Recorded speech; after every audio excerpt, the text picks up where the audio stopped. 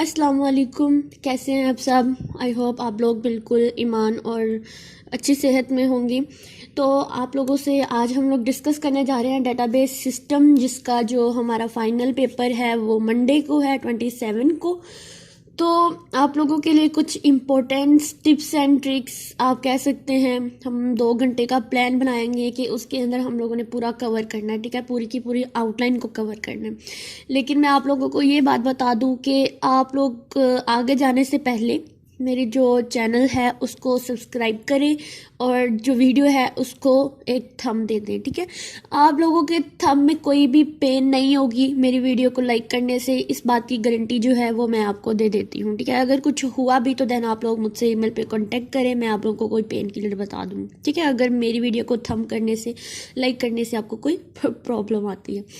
तो हम लोग जो है वो स्टार्ट करते हैं वीडियो का। तो यहाँ पर हमारे सामने जो है वो हमारी कोर्स आउटलाइन खुली हुई है डेटाबेस सिस्टम की, जिसका कोर्स कोड है CC215, ठीक है, क्योंकि इसका पेपर है और हम चाहते हैं कि कुछ ऐसा हो कि हम लोग इसकी तैयारी कर लें।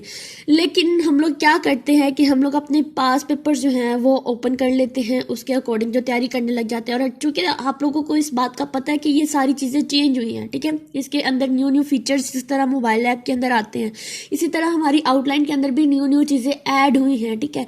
तो इसका मतलब ये तो नहीं कि हमारा पास पेपर के अकॉर्डिंग ही हमारा पेपर आएगा, तब आता अगर हम लोग पुरानी आउटलाइन से पढ़ रहे होते। लेकिन ये आउटलाइन चेंज हुई है, बिल्कुल न्यू आउटलाइन है, ठीक है। इसके अंदर टॉपिक्स हैं वो वाले, लेकिन आप खुद देखें, खुद अंदाजा लगाए कि इसके अंदर कुछ एडवांसमेंट हुई है। तो इस बात पर मत रहना कि हमारा जो पेपर है वो हमारे और उसमें से पास पेपर में से ही आएगा। मे भी आए पेपर, ठीक है, लेकिन हो सकता है पैटर्न चेंज हो सकता है कि क्वेश्चंस चेंज हो, लेकिन आपने पास पेपर भी करने हैं, क्योंकि अभी तो ये बिल्कुल न्यू है, इसलिए किसी को इस बात का कोई भी खास अंदाज़ा नहीं है, ठीक है। तो हम लोग जो है इसको स्टार्ट करते हैं। और हम लोग जो बुक से हम लोगों ने कवर करना है वो है database management system, IT series की है। तो अब हम क्या करते हैं कि इस पूरी आउटलाइन को समझ लेते हैं, और इस आउटलाइन के अकॉर्डिंग हमारी बुक में चैप्टर्स कौन कौन से बनते हैं उनको हम लोग जो है वो डिस्कस कर लेते हैं। अब अगर हम लोग ये फर्स्ट वाला टॉपिक देखें, फाइल सिस्टम एंड डेटाबेस, जिसके अंदर इंट्रोडक्शन यानी फाइल सिस्टम का इंट्रोडक्शन और डेटाबेस का इंट्रोडक्शन, उसके बाद a file system critic, database system, database approach versus file based system, database architecture, 3 level schema architecture, data independence and database models, जो हम लोगों ने 3 मॉडल पढ़ने हैं, हायरार्किकल है और इसी तरह से कॉन्सेप्ट, इस तरह के जितने भी मॉडल्स हैं वो। तो आप लोगों को बता दूं कि ये जो हमारी बुक है IT सीरीज वाली, इसमें जो हमारा chapter number 1 and chapter number 2 जो है, या इस टॉपिक के अकॉर्डिंग जो है वो चैप्टर कवर होता है, ठीक है। आप लोगों ने उन चैप्टर को अच्छे से कर लेना।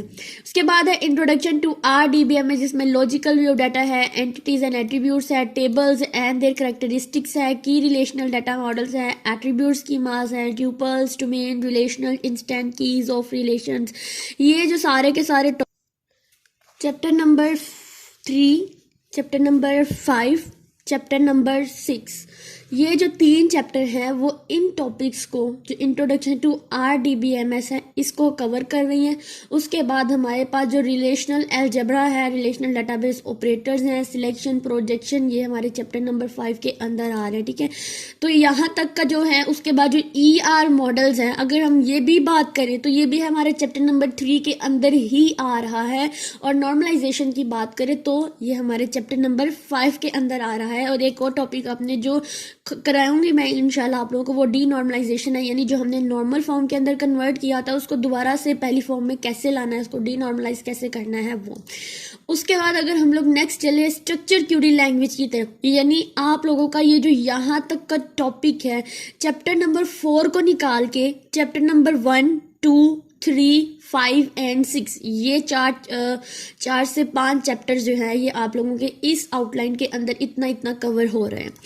उसके बाद स्ट्रक्चर क्यूरी लैंग्वेज SQL जो है, ऑब्वियसली हम जिसके अंदर सारी की सारी कमांड्स लिखी हुई हैं, तो यहाँ तक का जो है वो हमारे पास आ रहा है हमारे चैप्टर नंबर 8 के अंदर, चैप्टर नंबर 8 में। और इसमें कुछ चीज़ें मिसिंग हैं, जैसे हमारे कुछ फंक्शंस हैं, सिंगल रो फंक्शंस हैं, डबल ट्रिगर्स वगैरह, प्रोसीजरल ये सारे के सारे अंदर चीज़ें जो है वो कुछ मिसिंग है, तो वो इंशाल्लाह मैं आप लोगों को करवाऊंगी जब हम लोग 2 आवर्स में तैयारी करेंगे।